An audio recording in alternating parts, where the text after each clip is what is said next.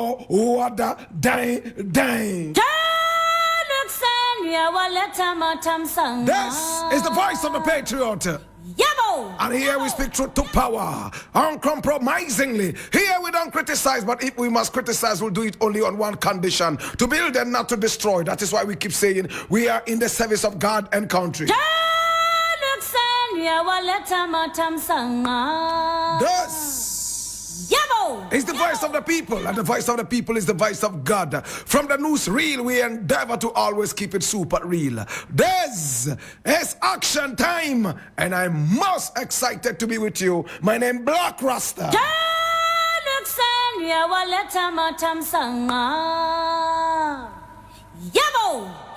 Now we have a number of stories we need to look at quickly. Lord God have mercy. And I'm going to begin with my joy online. And this one is hot. It says, we lost 2024 election spiritually. And who is this saying this? I read. Now the new patriotic party has attributed its humiliating defeat in the December 2024 general elections to what it describes as a spiritual influence. Now, according to the party's general secretary, Justin Frimpong Kodua, there were inexplicable occurrences on the day of the election that suggest a spiritual dimension to the outcome. Mr. Kodua highlighted the unusually low voter turnout amongst NPP supporters across the country, a situation he believes cannot be explained by conventional means. In an interview with Ash FM, excerpts of which are shared by a Facebook user named Yao Kwashivi, Justin Kodua attributed the party's poor performance in the election to various factors, including spiritual influences. It was through our members decided not to vote, he remarked. In all 16 regions, it was as if NPP supporters had made an agreement not to cast their votes. This is highly unusual and cannot be attributed to regular political reasons.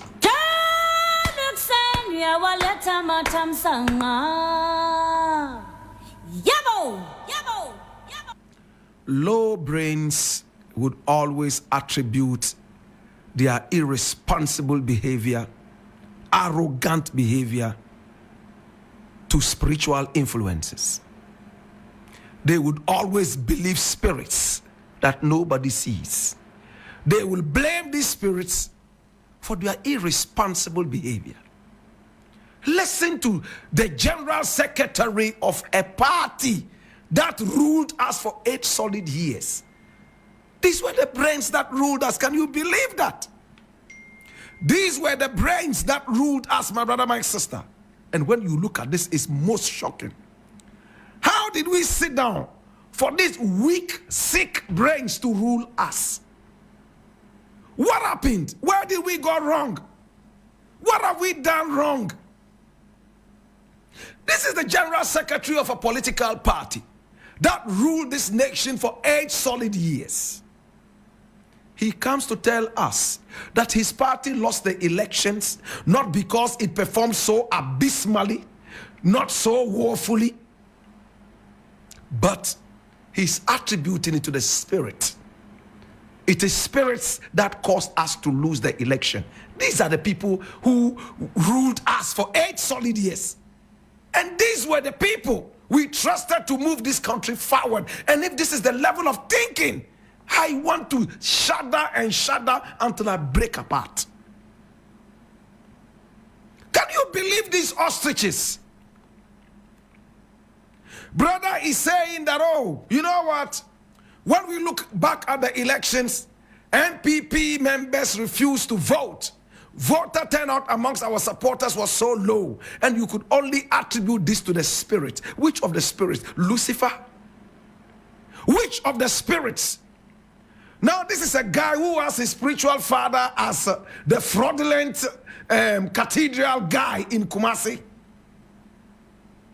My brother, my sister, this guy's spiritual father prophesied before the elections that they were going to win hands down. He prophesied that there would be some confusion, but the confusion will be quelled and everything will be okay within 2 days.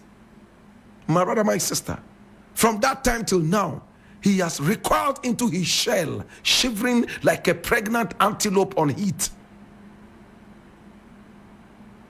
It is sad. Sometimes you look at these people that we choose as our leaders, and you wonder what went into the thinking. He's all of a sudden forgotten about the arrogant president that we had. The president who wanted to increase his size by being arrogant. The president who wanted to increase his height by being very, very disrespectful to the people of Ghana. Flying left, right, and center in private jets, taking showers in the sky as if he wanted to compete with Nimrod.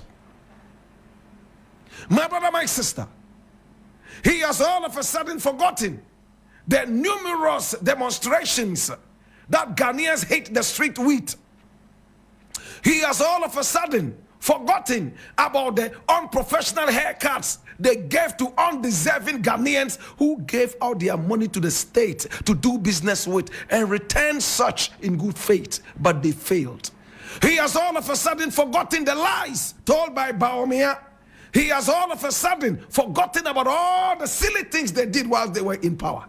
And he's blaming spirits for their loss. If this was in the days of the revolution, this guy would have been buried alive in an unmarked grave. And this guy too has supporters. He has people who believe in him. They follow him and call him honorable or chairman, as they say in Kumasi. This guy has followers. So you wonder sometimes, some of these people, who created them? These are the people who always give you excuses. These are the people who sit back and pray that water jumps into their mouths when they could just stretch a hand and pick a cup of water and drink. These are the people. Reverend Kusi Boateng's son, spiritual son. May God never let these low brains and low minds ever come our way again. Enough is enough. We need quality brains, not sick hemorrhage brains. I am so sick and tired of these guys blaming everything on the spirit. Everything is spiritual. Everything is because a certain spirit from somebody's great-grandfather's, uncles, sisters, great-grandfather's, younger brother's son came to attack us whilst we were asleep. How can we grow thinking about this when people are making aeroplanes, they are flying left and right and center all over the place? They are into technology and we are still into spirituality. What the heck?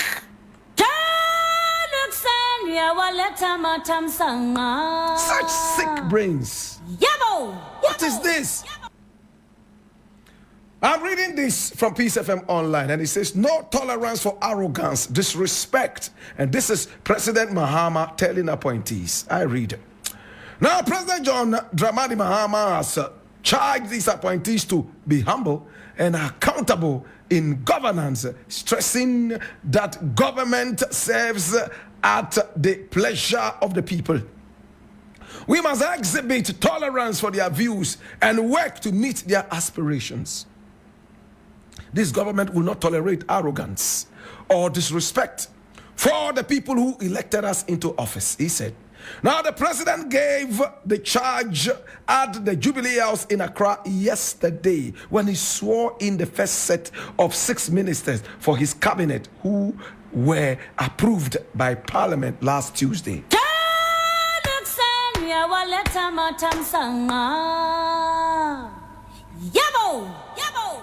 Sometimes I wonder who created some of these politicians. The moment they grab power, they become demigods. The way they used to come here, shake hands with us, and talk to us as if they were lambs. So humble. All of a sudden, they swallow the pill of arrogance and disrespect. I wonder what these politicians think of themselves. If they were to look at the electorate as their bosses, I am not sure they will be this arrogant. Look how Nana Akufo-Addo was most arrogant, commanding chiefs and kings to stand up, heralding his arrival, because he is the Alpha and the Omega, King Nebuchadnezzar of Babylon, ready to trample down Egypt from Migdol all the way to Aswan. My God have mercy. My brother, my sister, President Mahama is hitting the nail right on the head. No tolerance for arrogance. Zero tolerance for disrespect. The people are your bosses. Every politician must learn this. The people are your bosses. You have no business disrespecting them.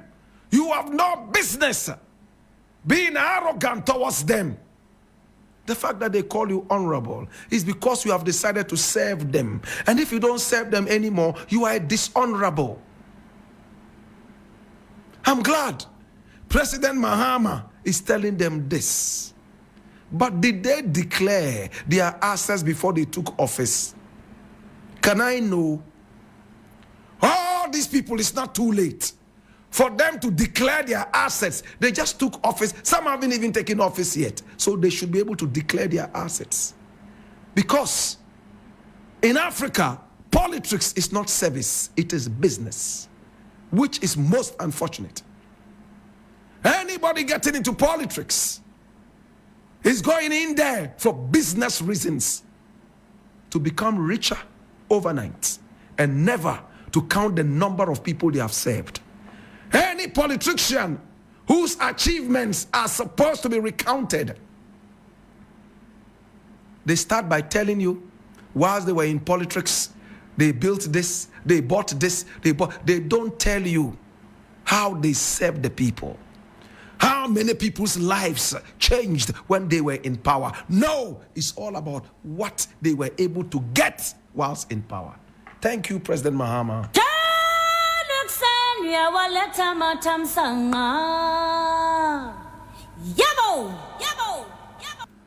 Another thing I quickly want to look at, and I truly need you to come along. Yes, I need you to come along. Now, there is this one here, and it is most interesting. If you open your ears well, my God, we'll be able to discuss this. It's President Mahama again. And this time round, he's saying something else. And I think it's very interesting. I am happy about this. And I need all of us to open our ears and listen to this with rapt attention. Now, President Mahama says, draw my attention when the nation is not going good. And I quote it. Speak up when things are not going well in my government. Mahama to the clergy. And I read, this is from Ghana Web. President John Dramani Mahama has encouraged clergy members to publicly criticize his administration if they feel that something is wrong. Now, the president told the Volta Region Christian Ecumenical Council of Churches on Wednesday, January 22, 2025, that's yesterday, when they paid him a courtesy call at the Jubilee House in Accra, that if they express their disapproval of undesirable events, his government will not try to retaliate. He insisted that the government would accept opinions professed by the priests.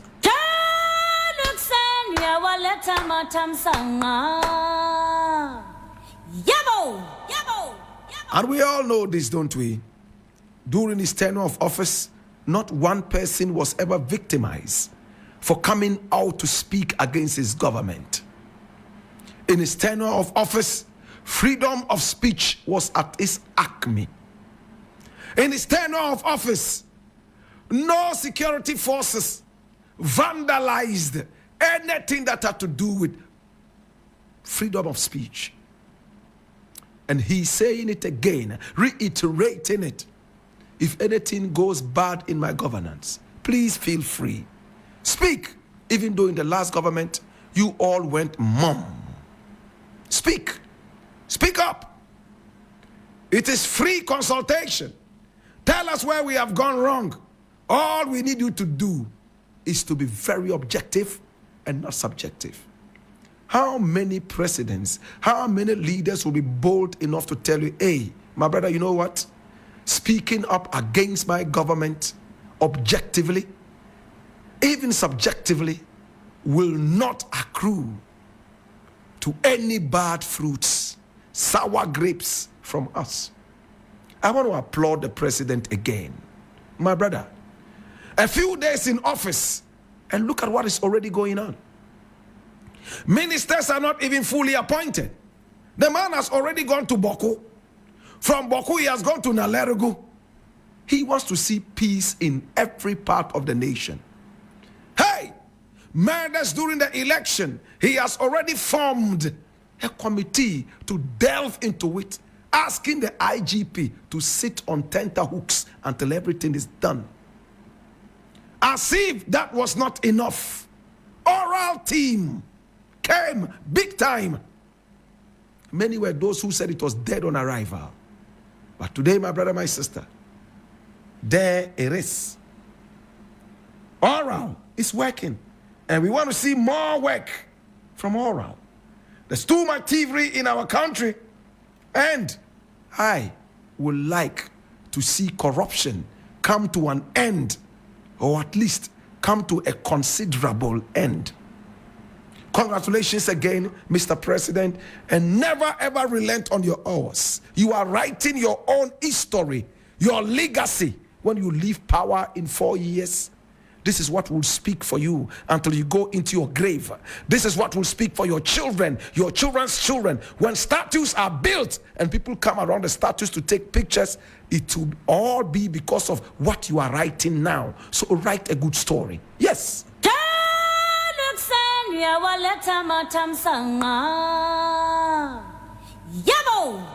Now the final story I want to look at is coming from Ghana Web, and it says Ghanaians have regretted voting for Mahama's dead on arrival government. That's former MCE.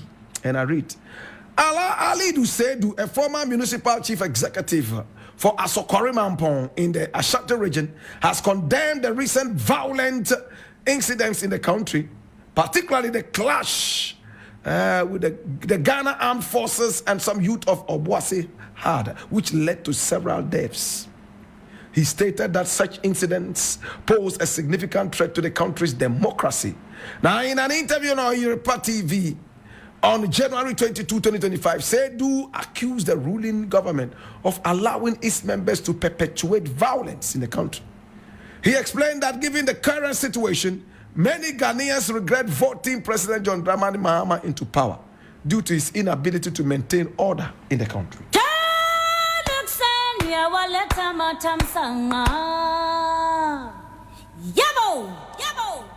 Yes, we have seen violence.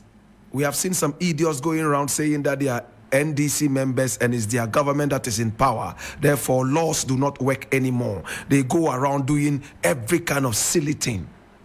This is so condemnable, and I think the government can do better. The police should be up and doing. The military should be up and doing. We must not tolerate this in any human society. Oh, we are NDC members, and we are coming to take over the GNPC because our government is in power. Arrest all of them, give them a good beating. Next time they will learn common sense. It's not a jungle. This is foolishness. Your government is in power, so support your government to win, rather than going on coup d'etat errands. That's a coup d'etat. My government is in power, so we must become lawless. So we will take the law into our own hands and do whatever we want. Well, I am glad that the military stood on these 2 feet. Look, we all remember in the days of Nana Akufo-Addo, when we were trying to stop Galamsey under Nana Akufo-Addo, soldiers ran away from these Galamseyers on some occasions. You know why? Because the guns they were faced with from the Galamseyers, they realized that they were holding toy pistols.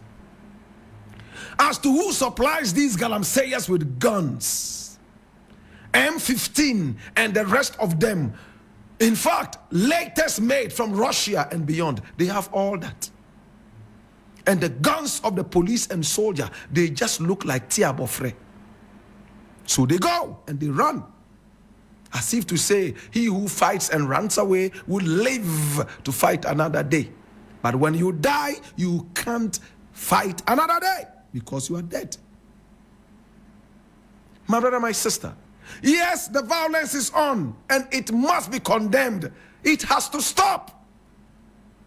And President Mahama has said it clearly. But have they taken enough action to curb all these things? Saying it is one thing, but what actions have they taken to stop all these things happening? That's the question we are asking. Every now and then we see pockets of people claiming to be NDC people. They are going to government offices to seize whatever, steal whatever. No, it's a human institution. It's a democracy. It's not a lawless state. But let's look at what the brother here is saying, Ali Seidu. And he says that Ghanaians have regretted voting for Mahama. In fact, Ghanaians have regretted that they've allowed Nana Akufo-Addo to be here for too long. I think that's what he should be saying. His statue has been pulled down. And anybody who tries to erect that statue, I know I'm not going to say I'm prophesying, but I know the fate of this person. Nana Addo has become a villain in the eyes of the Ghanaian public. He and his government have become nothing but villains. Mahama has been here for barely 2 weeks. And if Ghanaians have already regretted voting him into power, then I wonder what kind of assessment that is. In the interim, I want to encourage this government to remember one thing. You were voted to serve Ghanaians. You were not voted to lord it over Ghanaians. Please. Mahama said the days of Dumso are over. And he's applauding Jinapo. Abdullahi John Jinapo. I am happy. They intended to see this government flop and go back into the days of Dumso. But may I know, what is the cost of this oil flowing into the country to keep the light on? Are we breaking an arm and a leg? I want to know. In the interim, we are glad the lights are on. We are glad everywhere in Ghana is working. And we are patiently waiting for the government to roll out the 24-hour economy. For now, all the ministers who have been appointed, some who have also been endorsed, it's time to serve. If I were you, it would be time to go hungry, a time to fast in order to see this democracy work and in order to see the country work again. It's not time to say, oh, we worked hard, oh, it's time to enjoy. That will be a foolish thing to do. Please, a word to the wise is enough. Well, my name Blakk Rasta.